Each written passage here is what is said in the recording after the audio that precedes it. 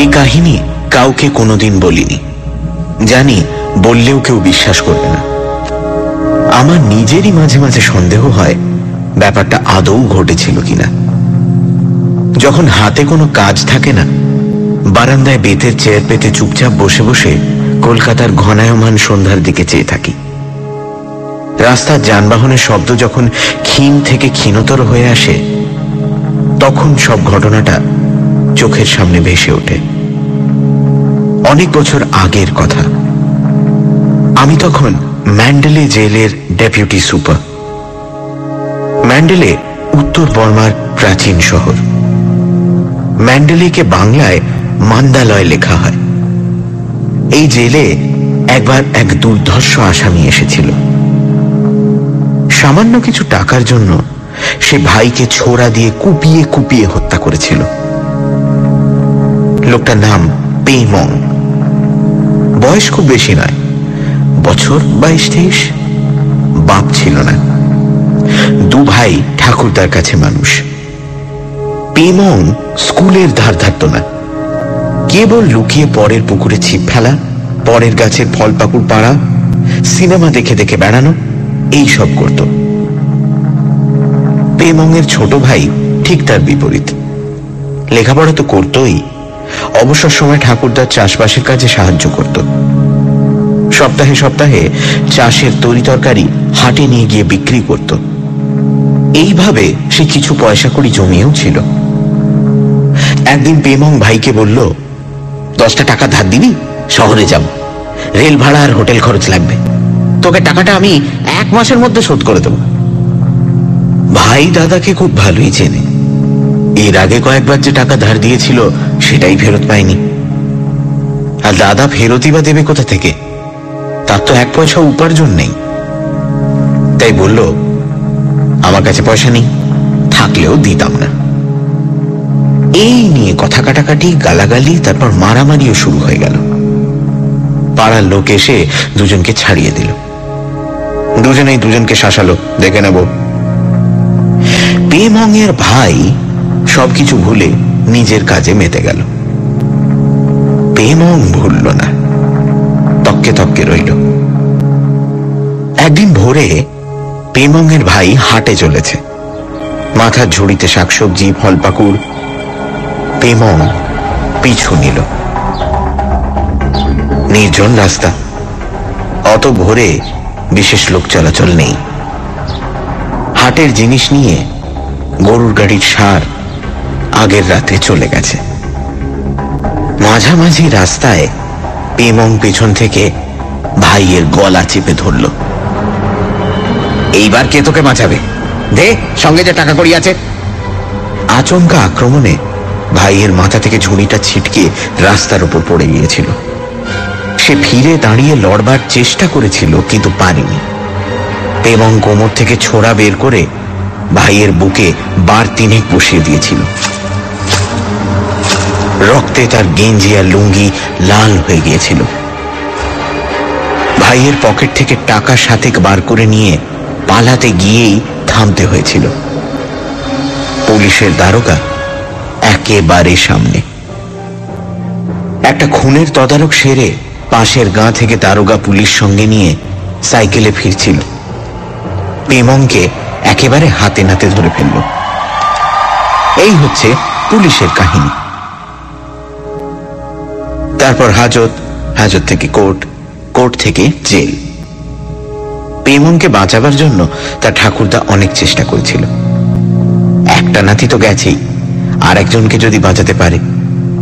বাঘা বাঘা উকিল দিয়েছিল, কিন্তু কিছু হয়নি। জেলা কোর্ট ফাঁসির হুকুম দিল। হাইকোর্ট সে হুকুম বহাল রাখল। পেমং যখন ম্যান্ডেলে জেলে এলো, তখন সে বিলেতের রাজার কাছে প্রাণদণ্ডের আদেশ মকুব করার আবেদন করেছে। পেমং বরাবর বলে এসেছে ভাইকে সে মারেনি। ভাইয়ের সঙ্গে গালিগালাজ, ধস্তাধস্তি হয়েছে বটে, কিন্তু মেরেছে অন্য লোক। পাশের জঙ্গল থেকে বেরিয়ে মেরে পালিয়েছে। পেমংকেও মারত, কিন্তু দারোগা এসে পড়ায় পারেনি।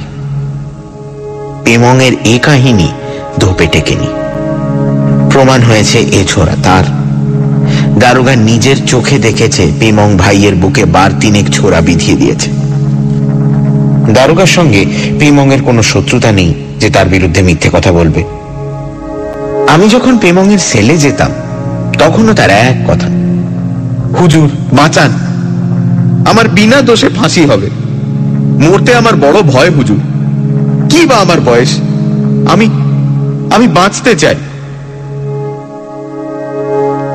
আমি তাকে কোনো আশ্বাস দিতে পারতাম না, কেবল বলতাম, আজ বিকেলে ফুঙ্গি মানে বৌদ্ধ পুরোহিত আসবেন, তার কাছে তোমার যা বলার বলো। ফুঙ্গি এলেই পেমং খেপে উঠত, কোন ধর্মের কথা সে শুনতে চাইত না। চিৎকার করে করে বলতো, আমাকে বিনা দোষে যারা ফাঁসি দেবে তাদের আমি ছাড়বো না, আমি শয়তানের কাছে রক্ত বিক্রি করে যাব, আমার আত্মা প্রতিশোধ নেবে। পেমং এর কথা শুনে শুনে আমার নিজেরই মাঝে মাঝে কেমন সন্দেহ হতো, সত্যি হয়তো পেমং দোষী নয়, বিচারেও তো কত সময় ভুল হয়। কিন্তু ডেপুটি জেলার হিসেবে আমার কিচ্ছু করার নেই। মিলের থেকে অর্ডার এলো, আবেদন মঞ্জুর হয়নি, তার মানে ফাঁসি ছাড়া পথ নেই। খবরটা পেমংকে জানিয়ে দেওয়া হলো। কিছুক্ষণ গড়াত ধরে আমার দিকে শূন্য দৃষ্টিতে চেয়ে থেকে হঠাৎ একটা অব্যক্ত আর্তনাদ করে সে মেঝের ওপর লুটিয়ে পড়ল।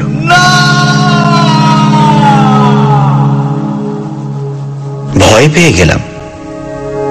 অনেক দুর্ধর্ষ আসামিও ফাঁসির হুকুম শুনে জ্ঞান হারা হয়ে যায় কিংবা রীতিমতো অসুস্থ।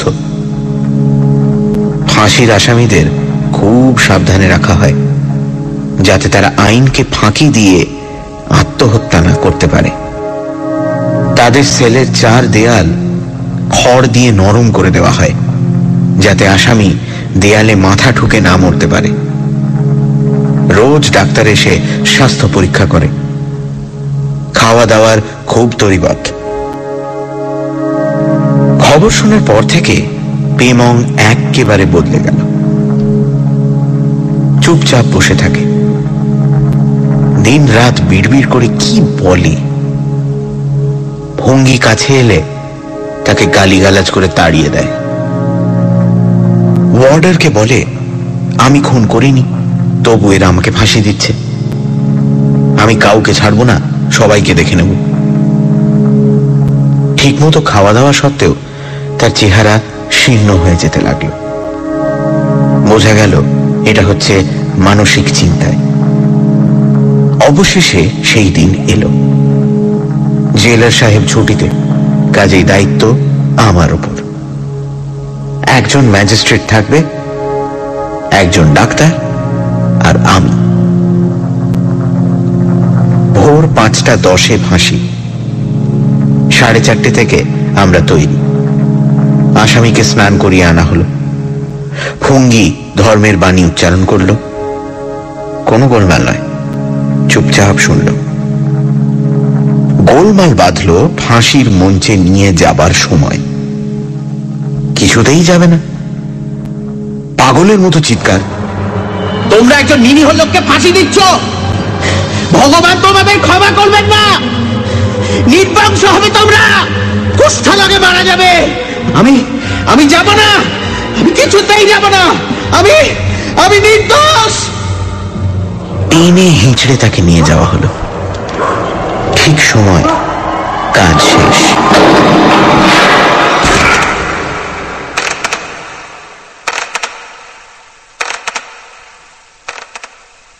কালো কাপড়ে ঢাকা দেহটা থরথর করে কেঁপে উঠেই নিস্পন্দ হয়ে গেল চিরদিনের জন্য। একটা মানুষের আকৃতি, প্রতিরোধ সব শেষ হয়ে গেল। এর দিন দুয়েক পরেই ব্যাপারটা ঘটল। সানডে সাসপেন্স, শুধুমাত্র রেডিও মির্চি 98.3 FM এ। It's hot. গল্পের পরবর্তী পরবর্তী অংশ ব্রেকের পর।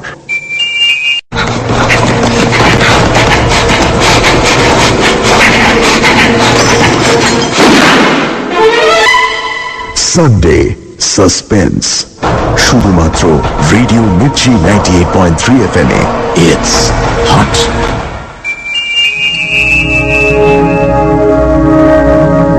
সানডে সাসপেন্সে এই সপ্তাহে ফাঁসির আসামি। লেখক ছিলেন বার্মার ম্যান্ডেলে জেলের ডেপুটি সুপার। সেই জেলে এক আসামি এসেছিল যে নাকি নিজের ভাইকে নৃশংসভাবে খুন করে। পেমং নামে অল্প বয়সী এই ছেলেটি প্রথম থেকেই বলে এসেছিল সে নির্দোষ। লেখকের কাছেও পেমং বহুবার আবেদন করেছে, চিৎকার করে বলে বিনা দোষে তার ফাঁসি হতে চলেছে, তার আত্মার প্রতিশোধ নেবে। ফাঁসি হবার ঠিক আগের মুহূর্তে সে পাগলের মতো চিৎকার করে বলে, একজন নির্দোষ লোককে ফাঁসি দিচ্ছ, ভগবান তোমাদের ক্ষমা করবে না।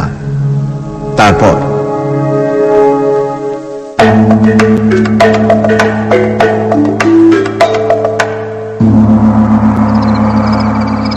রাত তখন 12টা হবে। একটু আগে পড়া শেষ করে সবে শুয়েছি। দরজায় প্রচন্ড করাঘাত। জেলের মধ্যে আমাদের সব সময় সন্ত্রস্ত হয়ে বাস করতে হয়। অঘটন একটা ঘটলেই হলো। দরজা খুলে দেখি রাতের ওয়ার্ডার। দুটো চোখ বিস্ফারিত, উত্তেজনায় প্রশস্ত বুক ওঠানামা করছে। শীতের রাত, কিন্তু সারা মুখ ঘর্মাক্ত। কি হলো? হুজুর, হুজুর পেমং। কি? পেমং হুজুর, যার ফাঁসি হয়ে গেল। ধমক দিয়ে উঠলাম, কি নেশা ভাঙ করেছো নাকি? মাঝার তীরে আজেবাজে কথা বলছো, তোমাকে জরিমানা করব। বিশ্বাস করুন হুজুর, আমি একলা নয়, অন্য কয়েদিরাও দেখেছে। বেরিয়ে পড়লাম, দেখে আসি কি রহস্য। গিয়ে দেখলাম পেমং এর সেলের আশেপাশের কয়েদিরা সব গড়ার ধরে দাঁড়িয়ে আছে। আমি যেতেই চেঁচামেচি শুরু হলো। অনেক কষ্ট করে তাদের থামিয়ে আসল কথাটা শুনলাম। কোনো এক কয়েদির প্রথম চোখে পড়ে। চাঁদের আলোয় চারদিক পরিষ্কার, কোথাও একটু অন্ধকার নেই। একটা চাপা গোঙানি কানে যেতে কয়েদিটা পেমং এর সেলের দিকে দেখেই চমকে উঠেছিল। কালো কাপড়ে ঢাকা একটা মূর্তি শূন্যে ঝুলছে, ঠিক ফাঁসি কাঠ থেকে যেমন ঝোলে। একজনের চিৎকারে অন্য সবাই উঠে পড়ে। সকলেরই চোখের সামনে এক দৃশ্য। তাদের হল্লায় রাতের ওয়ার্ডার এসে হাজির। সেলের সামনে এগিয়ে গিয়েই সে থমকে দাঁড়িয়ে পড়েছিল। কালো কাপড় ঢাকা মূর্তিটা মৃত্যু যন্ত্রণায় থরথর করে কাঁপছে। আর সে অপেক্ষা করেনি, প্রাণপণে ছুটে আমার দরজায় ধাক্কা দিয়েছে। সেলের কাছে গিয়ে দাঁড়ালাম। সেল ফাঁকা, কোথাও কিচ্ছু নেই। চাঁদের আলো থাকা সত্ত্বেও হাতের টর্চটা সেলের এদিকে ওদিকে ফেললাম। কড়িকাঠেও সম্পূর্ণ স্বাভাবিক। ঘুরে দাঁড়িয়ে জোর ধমক দিলাম, মরা মানুষ আবার ফিরে আসে নাকি? যত সব বাজে ঝামেলা, যাও সবাই শুয়ে পড়ো। ওয়ার্ডারকে কড়া করে বকলাম, ফের এরকম ছেলে মানুষই ব্যাপার করলে চাকরি নিয়ে টানাটানি হবে। সবে তন্দ্রা এসেছিল, এমন সময়ই উটকো ঝামেলায় মেজাজ রুক্ষ হয়ে গেল। জানি না আবার কখন ঘুম আসবে। দ্রুত পায়ে নিজের কোয়ার্টারে ফিরে এলাম। একলাই থাকি, তখনও বিয়ে করিনি। দরজা খুলে ভেতরে ঢুকেই শরীরের রক্ত হিম হয়ে গেল। বাইরের ঘরে বাতি জ্বালানোই ছিল। এই ঘর দিয়েই আমাকে শোবার ঘরে যেতে হবে। বাইরের ঘরটা অফিস ঘর। কোণের দিকে একটা টুলের ওপর পেমং বসে, বিস্ফারিত দুটি চোখ। মনে হলো চোখের মণি দুটো বুঝি বের হয়ে আসবে। জিভটা ঝুলছে, গলায় লাল দাগ, ফাঁসির দড়ির। আমি ভীতু, এমন অপবাদ শত্রুও দিতে পারে না। কিন্তু মুহূর্তের জন্য আমার মনে হলো বুকের হৃদস্পন্দন আশঙ্কাজনকভাবে বেড়ে উঠেছে। সমস্ত শরীর কাঁপছে ঠকঠক করে, তালু শুকিয়ে কাঠ। একটু জল পেলে হতো, ঠান্ডা এক গ্লাস জল। কে? ভয়ার্ত গলায় প্রশ্ন করলাম। আমি পেমং হুজুর, বড় কষ্ট পাচ্ছি, বড় যন্ত্রণা, তাই আপনার কাছে এসেছি। খুব সাবধানে দেয়াল ধরে আস্তে আস্তে পাশের চেয়ারের ওপর বসে পড়লাম। দাঁড়িয়ে থাকার আর শক্তি ছিল না। এ তো চোখের ভুল নয়, স্পষ্ট দেখতে পাচ্ছি পেমং আমার সামনে বসে রয়েছে, মাত্র হাত চারেক দূরে, ফাঁসির পরের অবস্থায়। মৃদুকণ্ঠে বললাম, আমার কাছে কি দরকার? বুঝতে পারলাম কণ্ঠস্বর আমার আয়ত্তের মধ্যে নয়।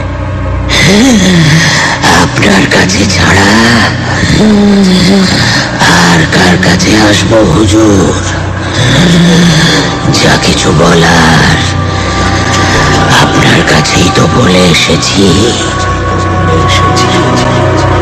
কি বলবার আছে বলো। আমি নির্দোষ হুজুর, এই খুন আমি করিনি। এখন আর এসব কথা বলে লাভ কি? তোমার তো যা হবার হয়ে গেছে। আছে হুজুর, পরকাল আছে, সেখানে আমি শান্তি পাচ্ছি না। কি উত্তর দেব? চুপ করে রইলাম। পেমংই বলতে লাগলো, সেদিন ভাইকে খুন করতে আমি চাইনি হুজুর। পেছন থেকে তার উপর ঝাঁপিয়ে পড়ে তার টাকা পয়সা কেড়ে নিতে চেয়েছিলাম। ঝাঁপিয়ে পড়েছিলাম তার উপর। দুজনের রাস্তার উপর যখন গড়াগড়ি খাচ্ছি, তখন পাশের ঝোপ থেকে একজন লাফিয়ে বের হলো। আমি ওপরে ছিলাম। আমার কোমর থেকে ছোড়াটা বার করে ভাইয়ের বুকে বার কয়েক বসিয়ে দিল। আমাকেও হয়তো মারতো, কিন্তু দারোগার সাইকেল দেখতে পেয়ে আবার ঝোপের মধ্যে ঢুকে পড়েছিল। আমি পয়সার জন্যই যদি খুন করব হুজুর, তাহলে পুলিশ আমার কাছে থেকে কোনো পয়সা উদ্ধার করতে কেন পারেনি?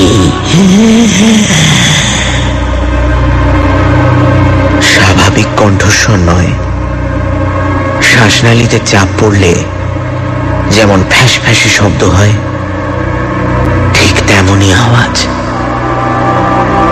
কথার সঙ্গে সঙ্গে জিভ দিয়ে ফোঁটা ফোঁটা রক্ত পড়তে লাগলো মেঝের ওপর। ঠিক আছে, আমি তোমার কথা বিশ্বাস করলাম।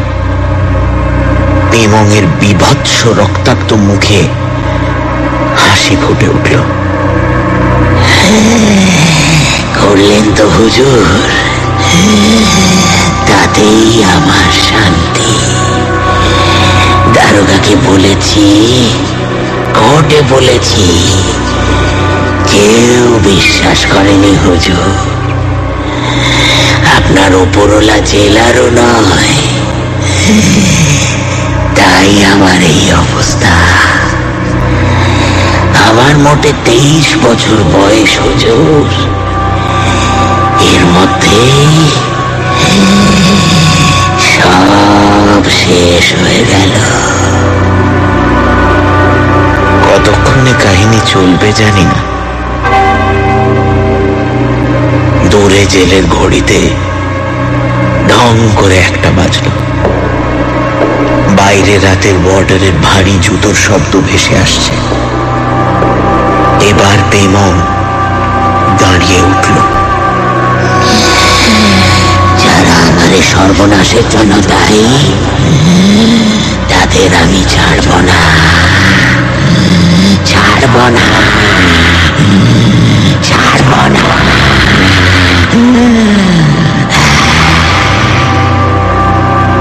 বুকটা দুপ দুপ করে উঠল। তার চরম অবস্থার জন্য পেমং কি আমাকেও দায়ী করছে? আমার ওপরও প্রতিশোধ নেবে? বেশ বুঝতে পারলাম, ঘাড় পিঠ ঘামে একেবারে ভিজে গেছে। রুমাল বার করে ঘাম মুছবো, সে শক্তিও যেন হারিয়ে ফেলেছি। হঠাৎ ঘরের মধ্যে কনকনে ঠান্ডা হাওয়া। বাইরে বরফ পড়লে যেমন হয়, সমস্ত শরীর কেঁপে উঠল। কুণ্ডলি পাকানো ধোঁয়া। ধোঁয়াটা সরে যেতেই দেখলাম পেমং নেই, চেয়ার খালি।